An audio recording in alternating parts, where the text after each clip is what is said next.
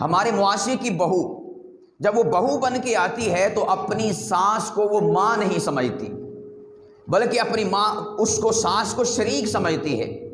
حالانکہ چاہیے تو یہ تھا کہ وہ اپنی ساس کو اپنی ماں سمجھتی۔ اور یاد رکھیے گا، جس طرح بچوں پر، لڑکوں پر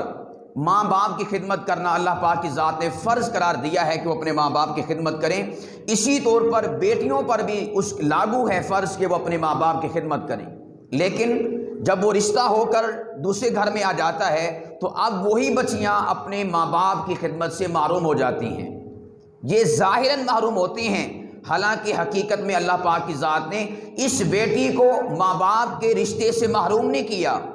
ماں باپ کی خدمت سے محروم نہیں کیا، بلکہ ایک دوسرے اینگل سے، دوسرے زاویے سے اور دوسرے روپ سے اللہ پاک کی ذات نے اس کو ایک اور ماں عطا فرمائی ہے، ایک اور باپ عطا فرمایا ہے کہ چلو وہ جو تیرے حقیقی ماں باپ تھے تو ان کی خدمت نہ کر سکی، خیر ہم آپ کو نئی ماں دیتے ہیں، نیا باپ دیتے ہیں، اب ان کی خدمت کر، جس طرح تو ان کی خدمت کر کے جنت کو حصول کے لیے تگ و دو کر سکتی تھی، تو ہم نے آپ کو خدمت ماں سے، خدمت باپ سے محروم نہیں رکھا، بلکہ ہم نے ایک اور ماں باپ آپ کو عطا فرما دیا ہے، اب ان کی خدمت کر اور جنت کو حاصل کر لے۔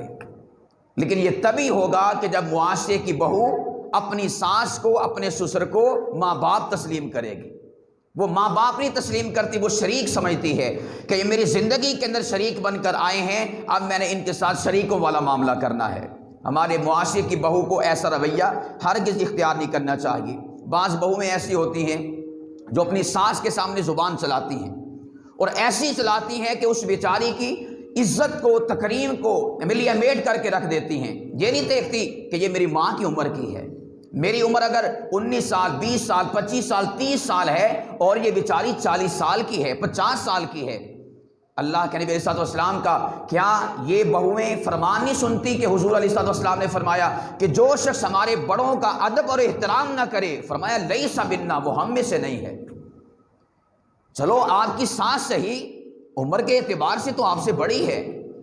کیا اس زاویے سے اس کا ادب، اس کا احترام کرنا آج کی بہو پر لازم نہیں ہے؟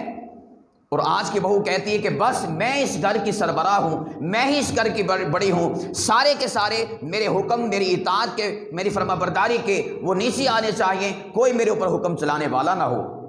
کیا یہی بہو اپنے بھائی کی بیوی سے توقع رکھتی ہے کہ جو اس کی حقیقی ماں ہے، اس کا حقیقی باپ ہے، اس کے بھائی کی بیوی اس ماں اور باپ کے ساتھ اس قسم کا رویہ رکھے؟ ہرگز ایسا یہ چاہتی نہیں ہے، لیکن یہاں پر آ کر ایسا رویہ کیوں رکھتی ہے؟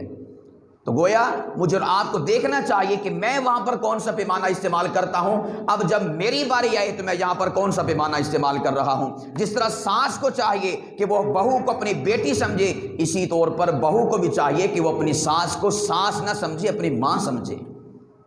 بڑی سمجھے،